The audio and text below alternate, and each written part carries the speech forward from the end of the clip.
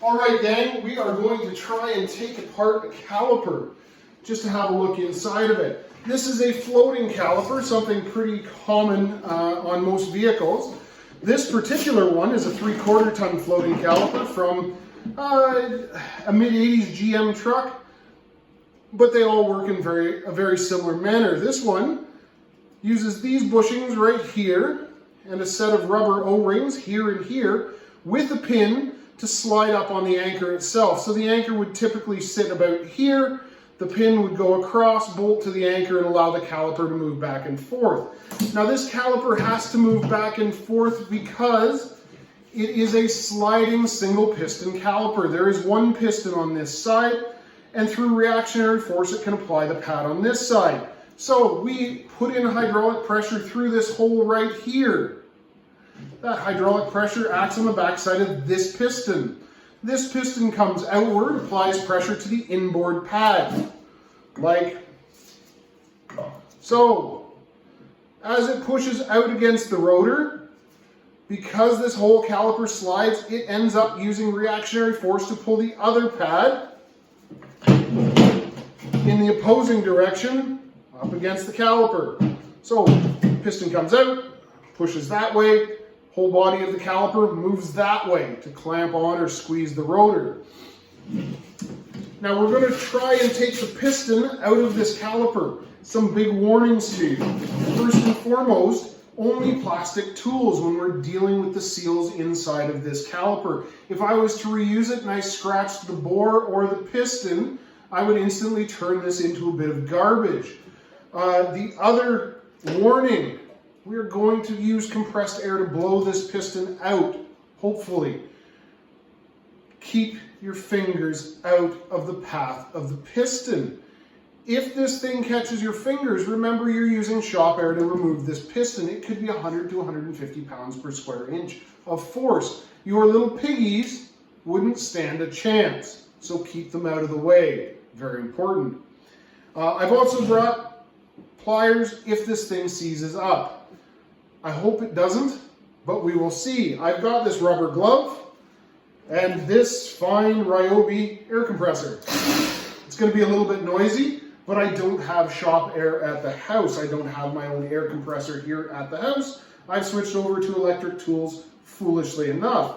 Now, how many times have I rebuilt a caliper? I'm going to be honest with you, not very often. I think the last time I did it, I was in trade school, which was, well, let's not date ourselves here. It was a number of years ago. That's the number you're going to get. So we apply shop air. We apply shop air. I can see it moving. It's coming. We're going to try to improve the seal on this and make sure that that's closed. Bear with me. As soon as we get a good seal, I have a good feeling about this caliper piston. So we'll try that seal.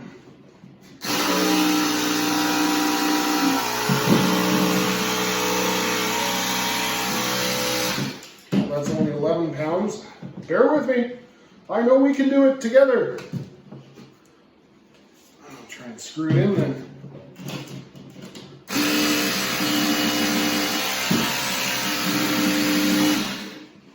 It's 4.5 pounds. That's no good. We need more than that. And now I've wrecked the tool. Neato! Bear with me, folks. We will get this done as a team. There's no I in team, but if you rearrange the letters, there could be me. Let's try it like that this time.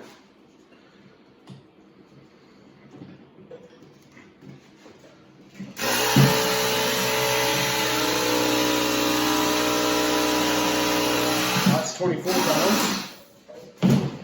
That's not what we want. It's double layered.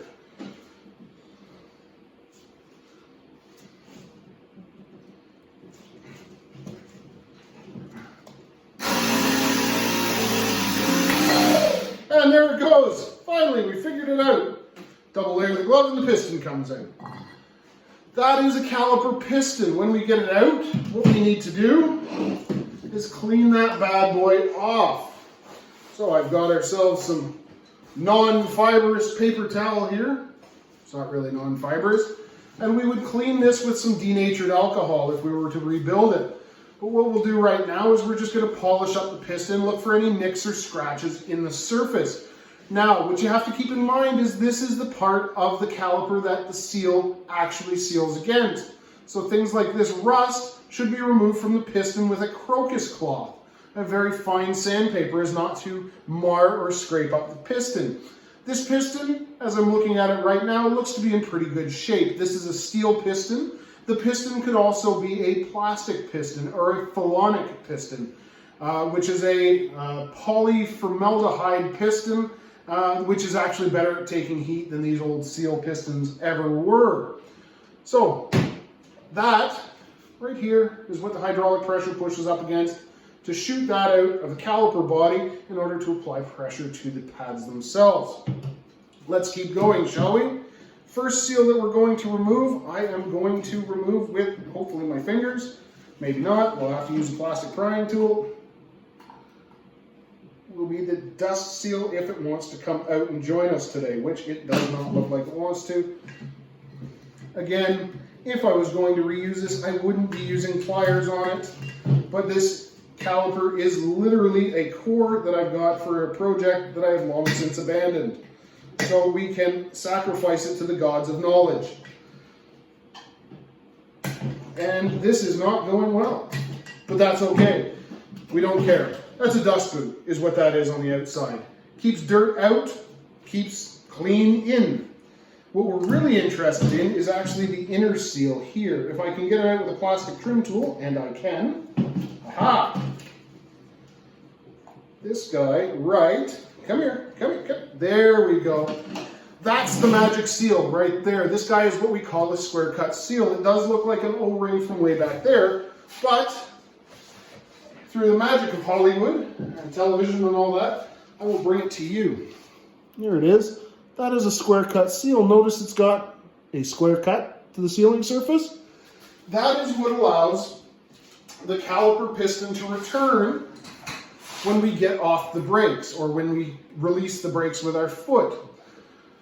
This guy sits around the piston like so.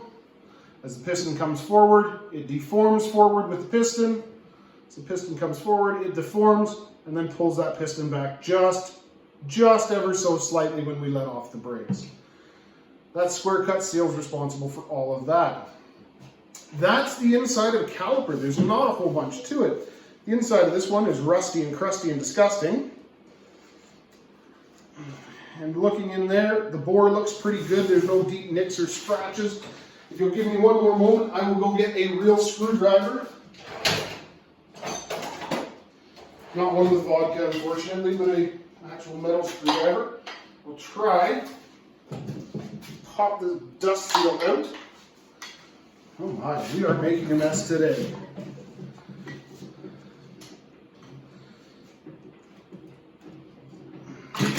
Aye. Nope, didn't bleed. Dust seal. It's got a steel outer lip on it. And if we look at the caliper body itself, well, here we go. The dust seal used to sit right about there. Square cut seal was in this square cut groove, and then this is where the piston itself sat inside the bore. We can see the outside's quite rotten, and the inside, if you can see that, I don't know, is quite clean. That's about all the magic there is to a caliper. It doesn't get any more complex than that. A couple things to note when installing a caliper. First and foremost, if this was my caliper, I wouldn't have rebuilt it. I would have bought new.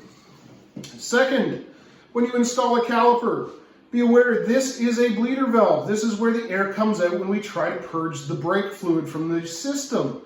This always has to be the highest point in a caliper's body. So if I was to put this caliper on like this, it would be upside down and I'd get a big air pocket sitting here because the fluid would drop out the bottom. If I bleed it like this, all the air comes out the top until it's full of fluid in the backside of this caliper. So always, always, always, the bleeder valve has to be the highest part at the wheel end. And that's it. That's the inside of a caliper. We got a piston, we got a square cut seal, we've got a dust seal, caliper body, couple bushings that it rides on, and that's it. No magic. So we'll catch you in the next video. Until then, work on your electudes, and we'll see you then.